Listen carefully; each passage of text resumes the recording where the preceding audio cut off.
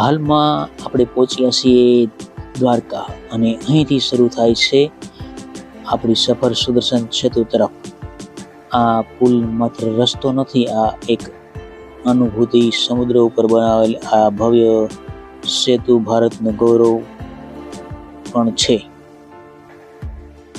તો જોડાયેલા રહેજો આ જે ભવ્ય સુદર્શન સેતુ છે તેમની સફર માટે. તો ચાલો આપણે આગળ વધી રહ્યા છીએ. ટૂંક સમયમાં આપણે જે ભવ્ય સેતુ છે તે તરફ પહોંચી જશું અને એમનો આનંદ માણીશું. તો જોડાઈ લેજો મારી સાથે.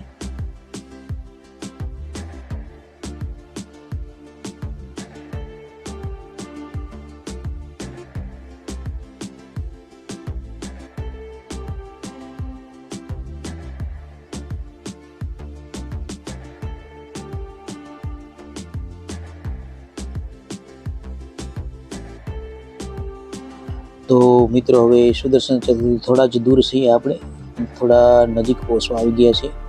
તો ટૂંક સમયમાં જ આપણે પહોંચી જશું.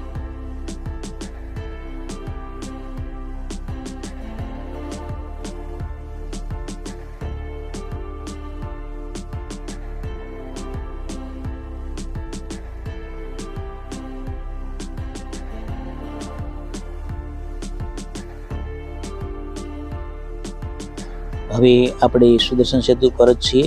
તો ચારે બાજુ સમુદ્રની સુંદર દ્રશ્ય અને ઠંડો પવન અને શાંતિનો અહેસાસ જોવા મળી રહ્યો છે. જો કેટલું મસ્ત સમુદ્રનો અહેસાસ જોવા મળી રહ્યો છે.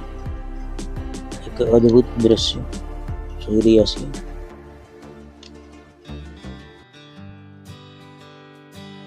તો મિત્રો, આ પુલ પરથી પસાર થવું એ માત્ર મુસાફરી નથી પણ એક યાદગાર અનુભવ છે. અહીં ફોટો અને વિડીયો માટે અદ્ભુત અનુભવ મેળવી શકો છો.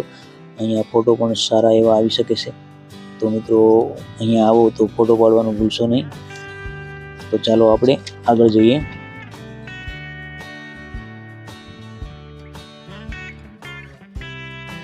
હવે આપણે આ પુલ પરથી પસાર થઈ અને પહોંચવા જઈ રહ્યા છીએ ભગવાન શ્રી કૃષ્ણના નિવાસ સ્થાન તરફ, એટલે કે બેટ દ્વારકા. માનવામાં આવે છે કે અહીંનો માહોલ ખૂબ શાંતિપૂર્ણ અને ભક્તિમય છે. દરેક ભક્ત અહીં આવીને એક અલગ જ આનંદનો અનુભવ કરે છે. તો ચાલો આપણે આગળ જઈએ અને એ આનંદનો અનુભવ કરીએ.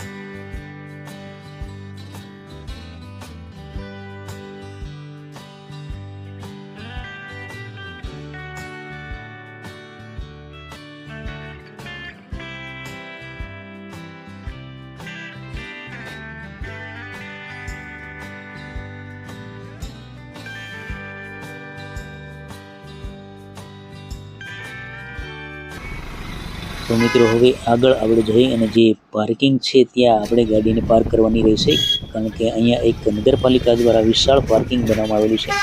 તો મિત્રો, અહીંયા જે ગાડી છે તેમને પાર્ક કરવામાં આવે છે અને અહીંયા તો હજારો ગાડી માટેનું પાર્કિંગ બનાવવામાં આવેલું છે. વિશાળ પાર્કિંગ જોવા મળી રહ્યું છે.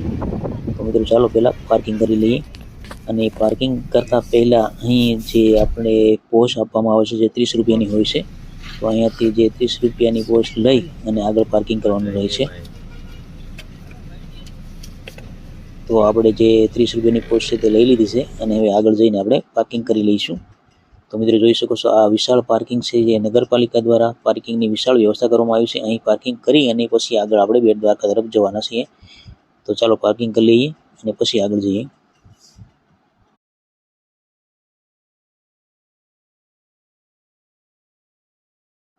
તો મિત્રો, આજે પાર્કિંગ જોઈ રહ્યા છો કેટલું વિશાળ જોવા મળ્યું છે. તો હવે આપણે આગળ બેટ દ્વારકા તરફ જઈશું. સામે જો ત્યાં એરો લખેલો છે, સામેની સાઈડમાં આપણે આગળ જવાનું છે.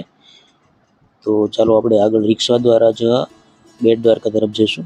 તો હવે આપણે રિક્ષામાં બેસી ગયા છીએ અને હવે આગળ વધી રહ્યા છીએ.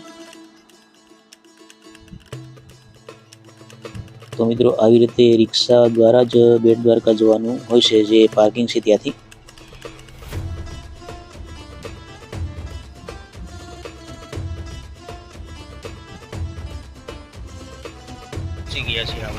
તો આપણે બેટ દ્વારકા પહોંચી ગયા છીએ. અને અહીંયા જે છે તે રિક્ષા સ્ટેન્ડ છે, અહીંથી આગળ ચાલીને જવું પડે છે, અહીંયા સુધી રિક્ષા આવે છે.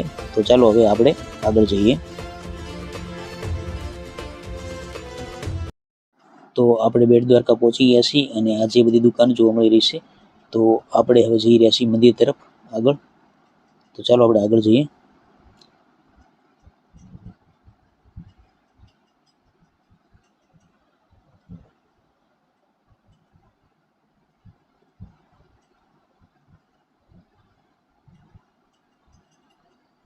તો મિત્રો આપણે મંદિર તરફ આગળ વધી રહ્યા છીએ અને સામે તમે જોઈ રહ્યા છો ત્યાં જે આપણે લગેજ સામાન હોય છે તે રાખવા માટેની જગ્યા છે, કારણ કે મંદિરની અંદર લગેજ અને સામાન લઈ જવા દેવામાં આવતો નથી અને અહીંયા મોબાઈલ પણ લઈ જવા દેવામાં આવતો નથી. મોબાઈલ પણ અહીંયા મૂકી દેવામાં આવે છે. તો જોઈ શકો છો અહીંયા જે મોબાઈલ ને બધું છે તે અહીંયા મૂકીને જવાનું હોય છે આગળ. તો ચાલો આપણે આગળ જઈએ. તો મિત્રો આપણે મંદિર તરફ આગળ વધી રહ્યા છીએ. ભગવાન શ્રી કૃષ્ણ દર્શનથી શાંતિનો અનુભવ થાય એવી આ જગ્યા છે. તો મિત્રો આપણે હવે ટૂંક સમયમાં જ મંદિર તરફ પહોંચવા આવ્યા છીએ. તો મિત્રો અહીંથી જે આ જગ્યા છે અંદર તે આપણે જવાનું છે. તો મિત્રો સામે જે ગેટ દેખાઈ રહ્યું છે તે જ ભગવાન શ્રી કૃષ્ણના મંદિરનો ગેટ છે. તો મિત્રો આપણે મંદિરની નજીક પહોંચી ગયા છીએ,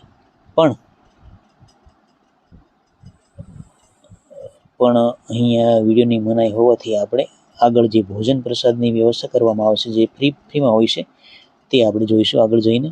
તો મિત્રો આપણે આગળ જઈ અને જે અહીંયા ફ્રી ભોજનની વ્યવસ્થા ગોઠવવામાં આવી છે તે જોઈએ આપણે. તો મિત્રો આવી રીતનું કંઈક ભોજન વ્યવસ્થા અહીંયા જોવા મળી રહી છે જે ફ્રીમાં હોય છે.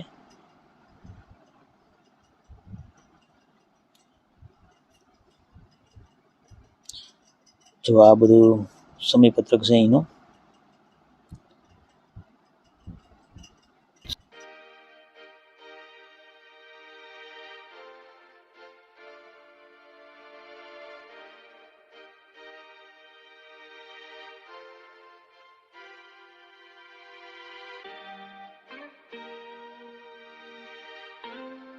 તો મિત્રો આ હતી સુદર્શન સેતુથી બેટ દ્વારકા સુધીની સફર. તો આવી જ ભક્તિમય અને ધાર્મિક વિડીયો જોવા માટે જોડાયેલા રહેજો. અને જો તમે નવા હોય તો મારી ચેનલને સબસ્ક્રાઈબ જરૂર કરજો, જેથી કરીને તમને આવા અવનવા ધાર્મિક વિડીયો જોવા મળે. સારું, આવજો. જય માતા, જય શ્રી કૃષ્ણ, મહાદેવ. આવજો. જય દ્વારકાધીશ, જય દ્વારકાધીશ. આવજો.